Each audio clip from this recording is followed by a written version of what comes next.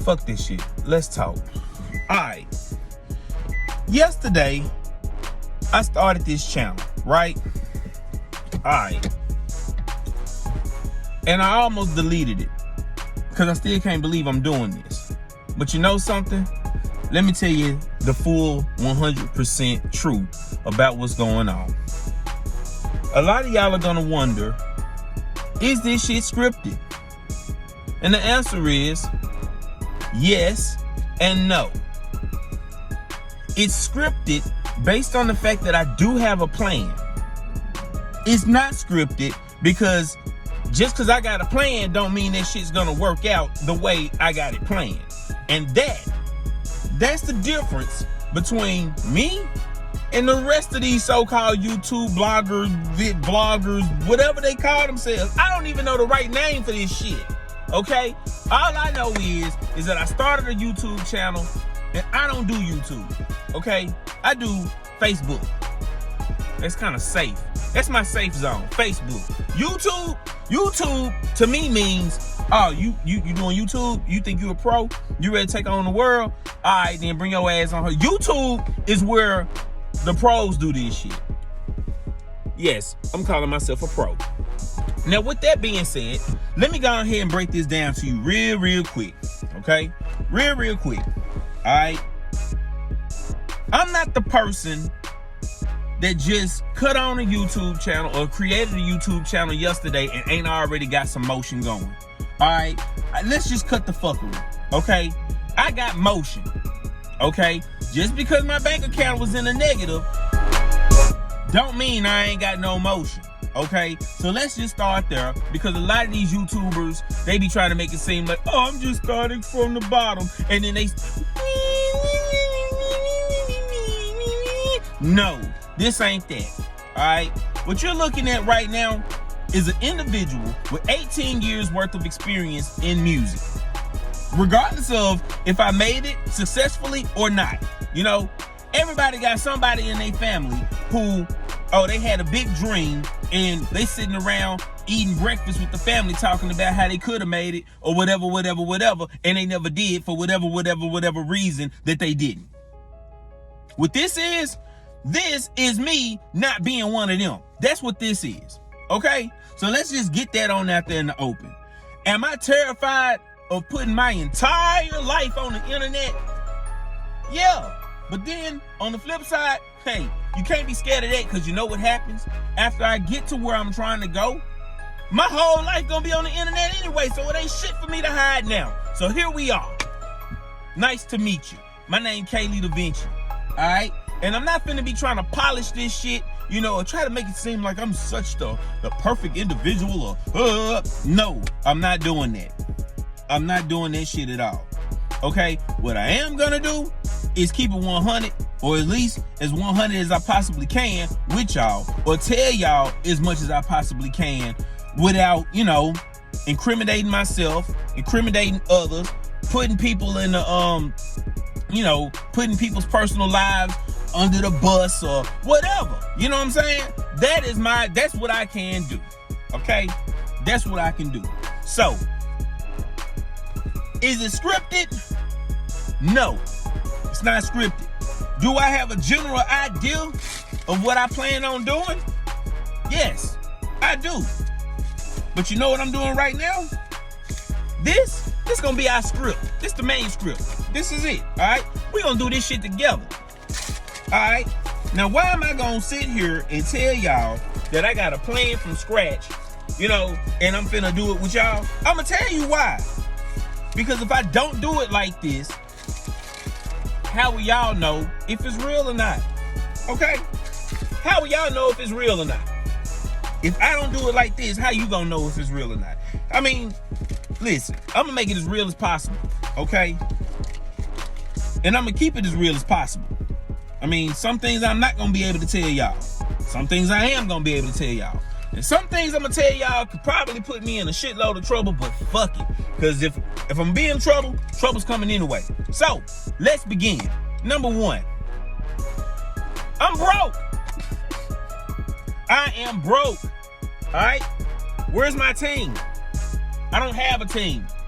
I got people that I call that say, you know, this is a good idea, this is a bad idea, but an actual team of people working for me, I don't have that, okay?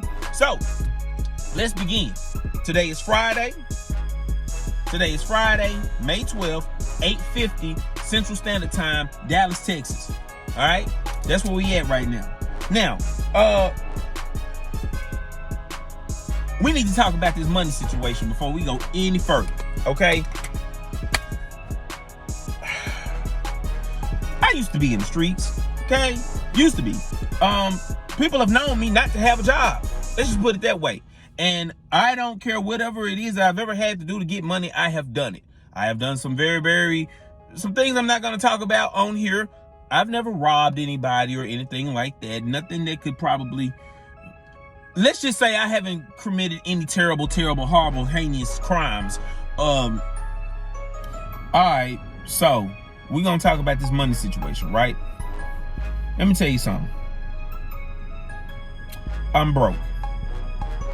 My bank account is in the negative. And I'm not messed up about it. I'll tell you why. And I'll tell you how we're going to get out this hole. I do DoorDash, I do Uber Eats, and I do Lyft. Those are the three things that I am doing for cash as of right now. Here's how I ended up doing Lyft, but first we're going to talk about DoorDash and Uber Eats. I moved from Memphis, Tennessee to Dallas, Texas.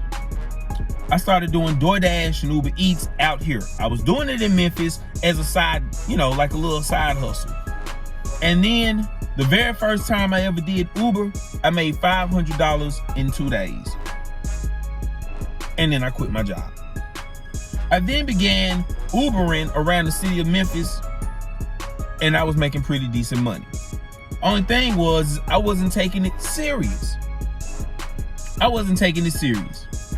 So I came up on some money and I ended up moving from Memphis and I come to Dallas. And then I had temporarily lost my Uber account for whatever reason that I'm not going to say on YouTube.